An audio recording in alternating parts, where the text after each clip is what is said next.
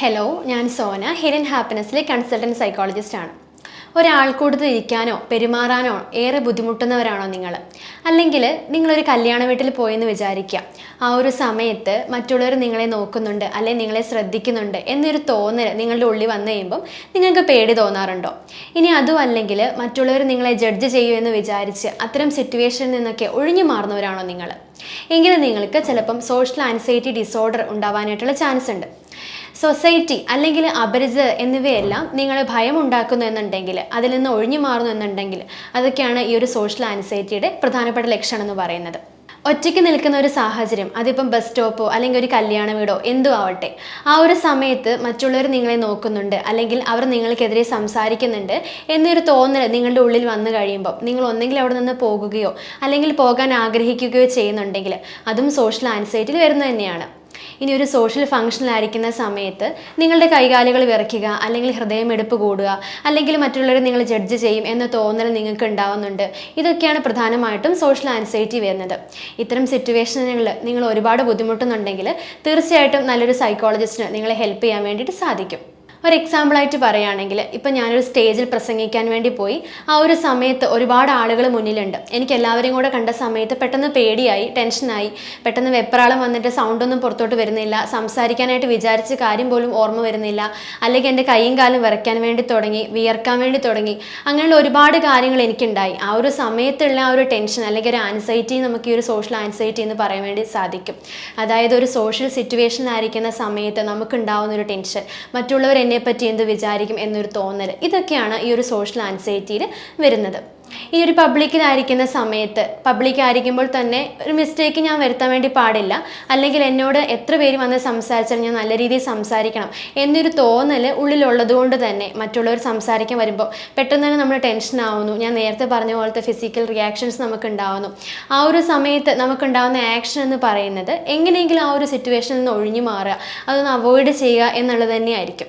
അപ്പം ഇതൊക്കെയാണ് ഈ ഒരു സോഷ്യൽ ആൻസൈറ്റിയിൽ പ്രധാനമായിട്ടും വരുന്ന കാര്യങ്ങൾ. ഈ ഒരു സോഷ്യൽ ആൻസൈറ്റിയിൽ പ്രധാനമായിട്ടും കോഗ്നിറ്റീവായിട്ടും ഫിസിക്കലായിട്ടും ബിഹേവിയറലായിട്ടും നമുക്ക് ചേഞ്ചസ് വരുന്നുണ്ട്.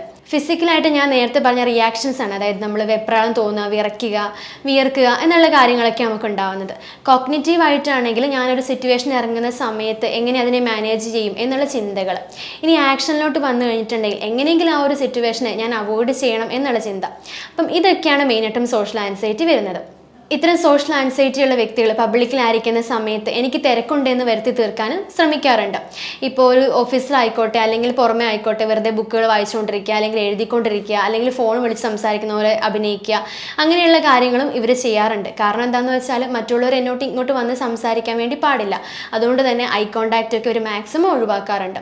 പ്രത്യേകിച്ച് ഇപ്പം ഒരു കല്യാണ വീട്ടിൽ പോവുകയാണെങ്കിൽ സമയത്ത് തന്നെ ഇവർ തീരെ അതുമായിട്ട് പാർട്ടിസിപ്പേറ്റ് ചെയ്യാതെ ഒതുങ്ങിക്കൂടി മാറി നിൽക്കുന്ന ആളുകളായിരിക്കും. ഒരു എപ്പോഴും ഒറ്റയ്ക്കിരിക്കുന്ന ആളുകളായിരിക്കും. അവർക്ക് മറ്റുള്ളവരായിട്ട് സംസാരിക്കാനോ അല്ലെങ്കിൽ അവരുമായിട്ട് ആ പ്രോഗ്രാമിൽ നല്ല രീതിയിൽ പങ്കെടുക്കാനോ ഒന്നും വലിയ താല്പര്യം ഉണ്ടാവില്ല. കാരണം അവർക്കുള്ളിൽ ഈ ഒരു ആൻസൈറ്റിയാണ്. ഇത്രയും ആളുകളെ കാണുന്ന സമയത്ത് ഈ ഒരു ടെൻഷൻ വരുന്നതുകൊണ്ട് തന്നെയാണ്. ഇനി ഇവർക്കൊരു കോളും കാര്യങ്ങളൊക്കെ വരുവാണെങ്കിൽ തന്നെ ഇവർക്കത് എടുക്കാനും വളരെ ബുദ്ധിമുട്ടായിരിക്കും. കാരണം എൻ്റെ സൗണ്ട്, എൻ്റെ സംസാര രീതികൾ മറ്റുള്ളവർക്ക് ഇഷ്ടപ്പെടുമോ, അല്ലെങ്കിൽ ആ ഒരു സമയത്ത് മറ്റുള്ളവർ എന്ത് വിചാരിക്കും, ഇങ്ങനെയുള്ള കാര്യങ്ങളാണ് ഈ ഒരു സോഷ്യൽ ആൻസൈറ്റി ഉള്ള വ്യക്തികളിൽ നമ്മൾ പ്രധാനമായിട്ടും കണ്ടുവരാറുള്ളത്. ഞാൻ നേരത്തെ പറഞ്ഞ പോലെ തന്നെ ഇത്തരത്തിലുള്ള വ്യക്തികൾ ഒരു സോഷ്യൽ സിറ്റുവേഷനിലോട്ട് പോകാൻ വേണ്ടി ഇവർക്ക് വളരെ ബുദ്ധിമുട്ടായിരിക്കും.